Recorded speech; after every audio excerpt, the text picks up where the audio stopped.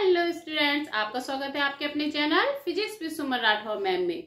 बच्चों, आज हम स्टडी करने जा रहे हैं क्लास 12 की लाइट जो आपका चल रहा था कंटिन्यू, उसी में ही बहुत इम्पोर्टेंट डेरिवेशन है जो कि एग्जाम में लगभग हर साल ही पूछा जाता है और 5 मार्क्स का क्वेश्चन इसका आता है। तो बहुत ही इम्पोर्टेंट टॉपिक है, इसको बहुत अच्छे से ध्यान से समझिएगा। बहुत ही इंटरेस्टिंग वे में मैं आपको पढ़ाने जा रही हूँ। एक बार आप देखेंगे वीडियो पूरी तो आपको अच्छे से डेरिवेशन करना आ जाएगा। ठीक है, तो स्टार्ट करते हैं। कौन सा टॉपिक है? गोलीय अवतल पृष्ठ पे अपवर्तन का सूत्र। अपवर्तन का सूत्र जो है बहुत इंपॉर्टेंट है। क्या सूत्र होता है? ये जो है इसका हमें डेरिवेशन करना है। ये फॉर्मूला होता है आपका n/v - 1/u is equal to n-1/r।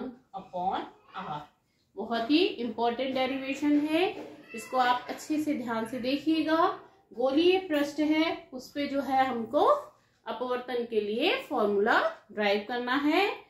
गोलीय पृष्ठ कोई भी हो सकता है, उत्तल या अवतल। हम यहाँ पे अवतल पृष्ठ के लिए ले रहे हैं।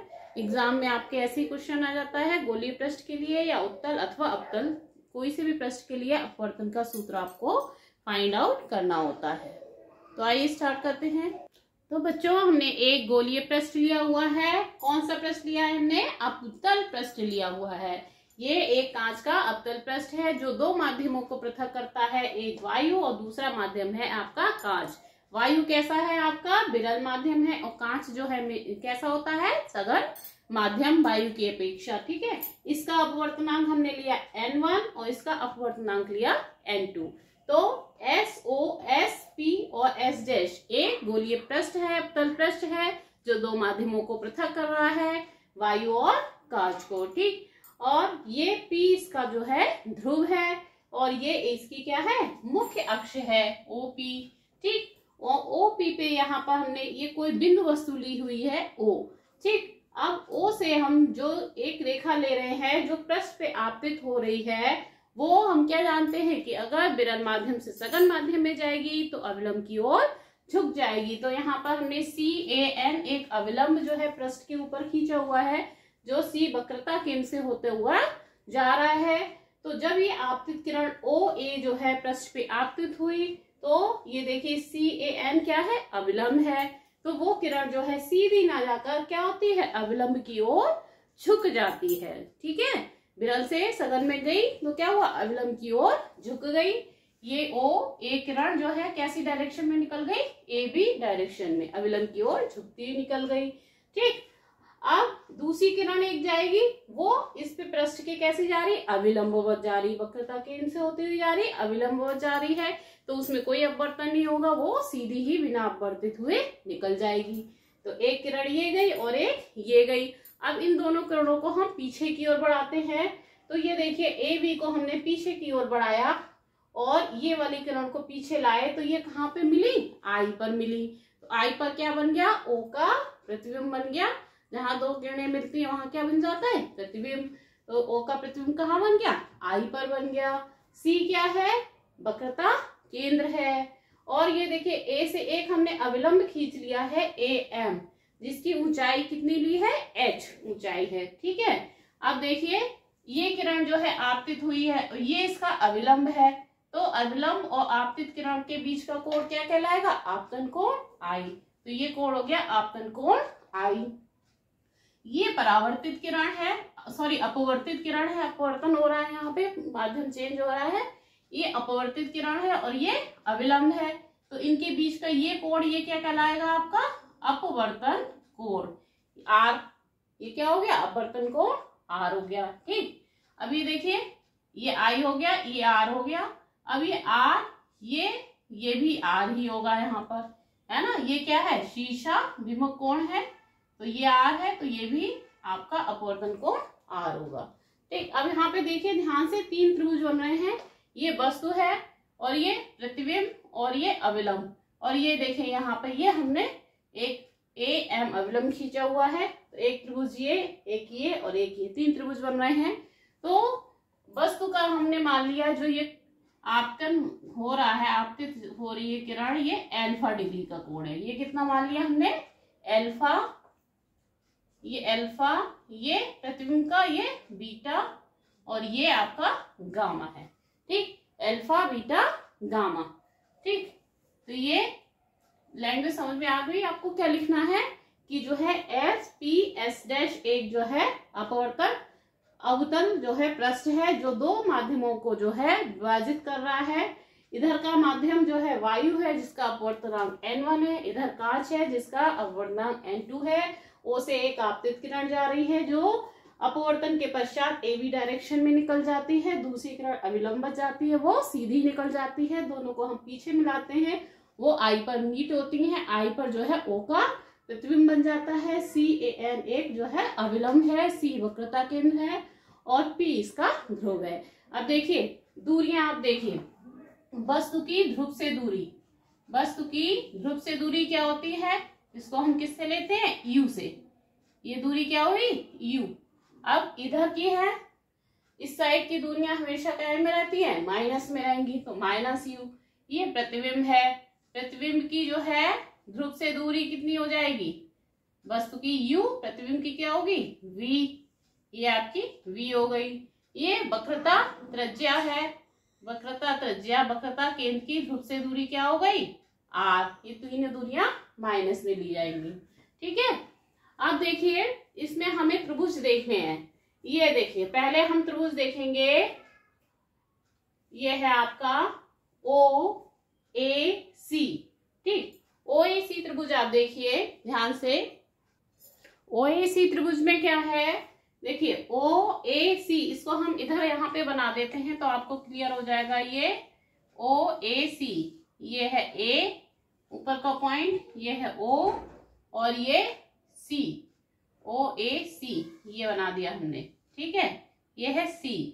तो ये कितना है इसमें OAC में, ये आपका है आपतन कोण I और ये कितना है, ये है आपका alpha.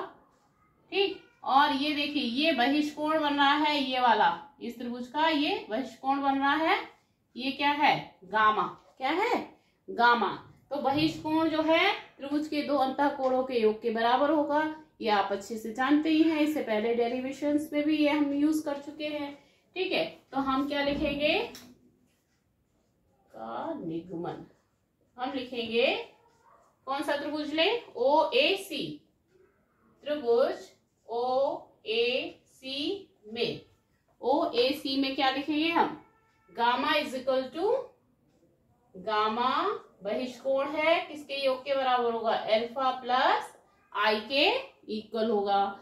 Gamma is equal to alpha plus I। तो यहां से I का मान कितना हो जाएगा, I को हम लिख सकते हैं क्या, गामा माइनस अल्फा।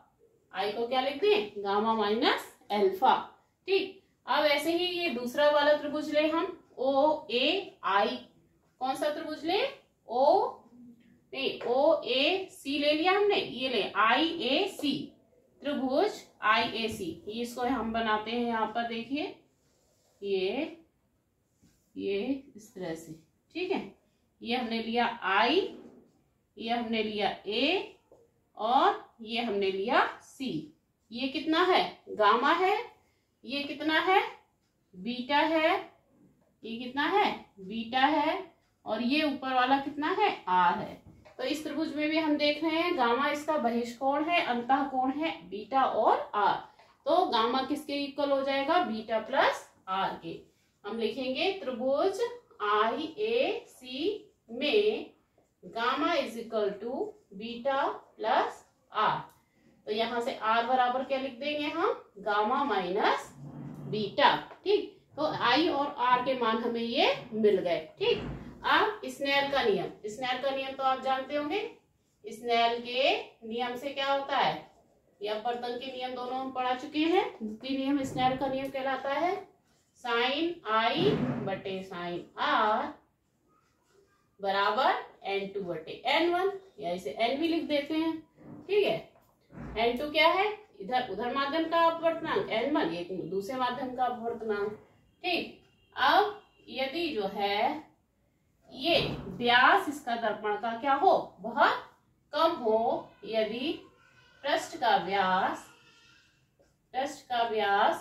क्या लिखें, पृष्ठ का व्यास कम हो तो हम क्या लिख सकते हैं, हम लिख सकते हैं साइन आई लगभग बराबर आई के और साइन आर लगभग बराबर आर के, ये लिख सकते हैं। ठीक, तो इसे इक्वेशन को हम क्या लिखेंगे, आई बटे आर बराबर N2 बटे N1। ठीक, आई और आर के मान देखिए ये और ये दिए हैं, ये मान हम रख दें। आई एंड आर के मान रखने पर क्या हो जाएगा, मान रखने पे बताइए, मान रखेंगे गामा माइनस एल्फा बटे गामा माइनस बीटा बराबर N2 बटे N1। ठीक है, अब तिरछी गुणा कर दीजिए इनकी, N1 इधर आ जाएगा, N1 gamma minus N1 alpha बराबर N2 gamma minus N2 beta, ये हो जाएगा।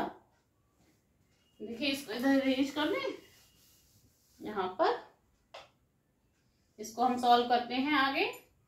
तो देखिए गामा ये है आपका इसमें भी और गामा इसमें भी है, गामा के ये टर्म एक पास कर ले और इसको इधर ले आए बीटा को, तो इधर ये देखिए माइनस का है N2 बीटा, इस तरफ आएगा तो क्या हो जाएगा, प्लस का हो जाएगा, ये हो जाएगा N2 beta minus N1 alpha is equal to N2 gamma minus N1 gamma, gamma बाहर आ जाएगा तो N2 minus N1 into gamma, N2 beta minus N1 alpha, ये आपका मिल गया। इसे इक्वेशन डाल दो 1। ठीक, यहाँ तक क्लियर हो गया आपको। जो है आई, हमने आई और आर के मान निकाल लिए त्रिभुजों से बहिष्कोण का लगा के नियम, और फिर स्नेल का नियम लगा दिया है, साइन आई बटे साइन आर बराबर N2 बटे N1। अगर पृष्ठ का व्यास कम है तो हम साइन आई को आई और साइन आर को आर के बराबर ले सकते हैं। तो इससे हमने इसको सॉल्व किया तो ये इक्वेशन हमको मिल गई, इक्वेशन 1। देखिए इधर हम इसको इरेज कर देते हैं, आधा आपका डेरिवेशन हो गया है, बस थोड़ा सा रह गया है, इसमें सिर्फ अल्फा बीटा गामा के मान निकालेंगे, लगा देंगे और हमें ये आपका फॉर्मूला मिल जाएगा। ठीक है, तो हम इसमें लिखेंगे क्या, यदि पृष्ठ का व्यास बहुत कम है, पृष्ठ का व्यास बहुत छोटा है तो क्या लिखेंगे, तो अल्फा बीटा गामा कोण भी बहुत छोटे होंगे, तो अल्फा बीटा गामा कोण भी छोटे होंगे, बहुत छोटे होंगे। ठीक होंगे, और क्या, ये M P के बिल्कुल पास में होगा और A P के बिल्कुल पास में होगा, है ना, A व M P के अति निकट होंगे, है ना। अगर इसका व्यास बहुत कम है, ये देखने में तुम्हें लग रहा है यहाँ से यहाँ तक इतना बड़ा है, लेकिन ये बहुत ही, इसका व्यास छोटा है, A पॉइंट लगभग P के निकट में है। तो उस केस में आप क्या लिख सकते हो, लिख सकते हो अल्फा बराबर tan अल्फा के, बीटा बराबर tan बीटा के, और गामा बराबर tan गामा के। अब अल्फा, tan अल्फा का मान कितना होगा बताओ, tan अल्फा का फॉर्मूला क्या होता है, लंब बटे कर्ण, ये आपको इधर दिखाई नहीं दे रहा है, इसको हम इधर करते हैं, इस फॉर्मूले का तो हमें डेरिवेशन ही करना है। ठीक है, अब इसके आगे जो है ये देखिए, ये आपका लिखा है क्या, अल्फा बराबर tan अल्फा, बीटा बराबर tan बीटा और गामा बराबर tan गामा। अब tan अल्फा का मान निकालिए, tan अल्फा क्या होगा, tan अल्फा बराबर क्या होता है त्रिभुज में, लंब बटे आधार। ठीक, तो अल्फा ये है आपका, ये लंब है और ये पूरा क्या है, आधार है त्रिभुज OAM में। ठीक, तो tan अल्फा बराबर लंब क्या H बटे आधार क्या माइनस U, तो ये हम लिखेंगे H बटे minus U। tan beta, tan beta का मान कितना होगा, tan बीटा देखिए ये वाला त्रिभुज आया IAM, इसमें देखिए लंब है H और आधार क्या है माइनस का V, तो इसका मान हो गया H बटे माइनस का V। ऐसे ही tan गामा, tan गामा का मान क्या होगा, अब ये त्रिभुज देखिए CAM, इसमें देखिए गामा बराबर क्या होगा H बटे आर, आधार क्या है यहाँ पे आर, एच बटे माइनस आर। अब ये मान हम कहाँ रख दें, समीकरण 1 में, ठीक। अतः समीकरण 1 से क्या हो जाएगा, देखिए N2 बीटा, N2 बीटा, ठीक है। बीटा का मतलब क्या हुआ, tan बीटा, बीटा बराबर क्या लिखा हमने tan बीटा, और tan बीटा का मान कितना है h बटे माइनस का v।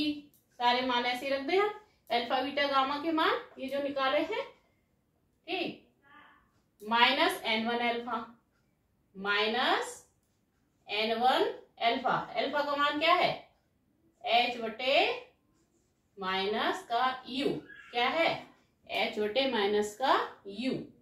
फिर बराबर में क्या है, बराबर दिया है आपका n2 माइनस n1, और गामा का मान कितना है h बटे माइनस का r, ये गामा का मान है, ठीक। tan गामा गामा के इक्वल है, तो ये अल्फा बीटा गामा के मान हमने इसमें रख दिए। अब ये देखिए क्या हो जाएगा, h यहाँ भी है, h यहाँ भी है, h यहाँ भी है, तो h हट जाएगा दोनों तरफ से। इसे आप क्या लिख दोगे, माइनस n2 बटे v माइनस, और ये माइनस क्या हो जाएगा, प्लस हो जाएगा n1 बटे u बराबर n2 माइनस n1 बटे माइनस का r, ये हो गया, ठीक। अब हम दोनों तरफ n1 से भाग लगा दें, क्या करें, दोनों तरफ n1 से भाग लगा दें। तो हम क्या लिखेंगे, दोनों तरफ n1 से भाग लगाने पर, ठीक, दोनों तरफ n1 से क्या करने, भाग लगा दे, तो क्या मिलेगा, ये मिलेगा माइनस n2 बटे n1 बटे v प्लस n1 बटे n1 बटे u is equal to n2 बटे n1 माइनस n1 बटे n1 बटे माइनस r। देखिए n1 से n1 कट गया, यहाँ n1 से n1 कट गया, ये क्या बचा n2 बटे n1, इसको हम क्या लिखते हैं, n के एक माध्यम का दूसरे माध्यम के सापेक्ष अपवर्तनांक क्या होगा, n होगा, तो n2 बटे n1 को हम क्या लिखेंगे, n माइनस n बटे v प्लस यहाँ पे रह गया 1 बटे u, ये फिर n आ गया n2 बटे n1 माइनस यहाँ क्या रह गया 1 बटे माइनस का r, ठीक। अब ये देखिए इधर ये माइनस का है, इसको हम इधर ले आए, और ये इसको जो है इस साइड में ले आए, तो हम क्या लिख देंगे, इसको इधर ले आए हम पूरे को, तो ये प्लस में हो जाएगा n1 माइनस 1 बटे r, और इसको इधर ले आए तो n बटे v इधर आके क्या हो जाएगा प्लस का, और 1 अपॉन यू इधर आके क्या हो जाएगा माइनस का। आ गया आपका formula, n minus 1 upon r बराबर n upon v minus 1 upon u। इसको हम ऐसे भी लिख दें या फिर पलट के हम लिखेंगे तो ऐसे लिख देंगे, n बटे v minus 1 upon u is equal to n minus 1 upon r। हो गया आपका डेरिवेशन, आ गया फॉर्मूला। और इसका जो है ये वाला फॉर्मूला भी यहाँ से जो है ये भी कहीं कहीं पे यूज हो जाता है, ठीक है। कुछ क्वेश्चंस में ये यूज हो जाता है, कुछ में ये होता है यूज, तो बहुत ही इम्पोर्टेंट डेरिवेशन है ये जो है, इसको अच्छे से आप तैयार कर लीजिएगा। और ये 5 मार्क्स का क्वेश्चन आपका एग्जाम में पूछा जाता है, ठीक है। और चैनल पे अगर नए हैं तो चैनल को सब्सक्राइब कर लीजिएगा, वीडियो को लाइक कर दीजिएगा, अपने फ्रेंड्स में शेयर कर लीजिएगा, ठीक है। और इसमें आपको इंटर की बोर्ड की तैयारी कराई जा रही है, तो अच्छे से चैनल पे जुड़े रहिएगा। इससे जो है आपकी तैयारी फिजिक्स की बहुत ही बढ़िया होगी और बहुत ही अच्छे नंबर आपके बोर्ड एग्जाम में आएंगे। Thank you.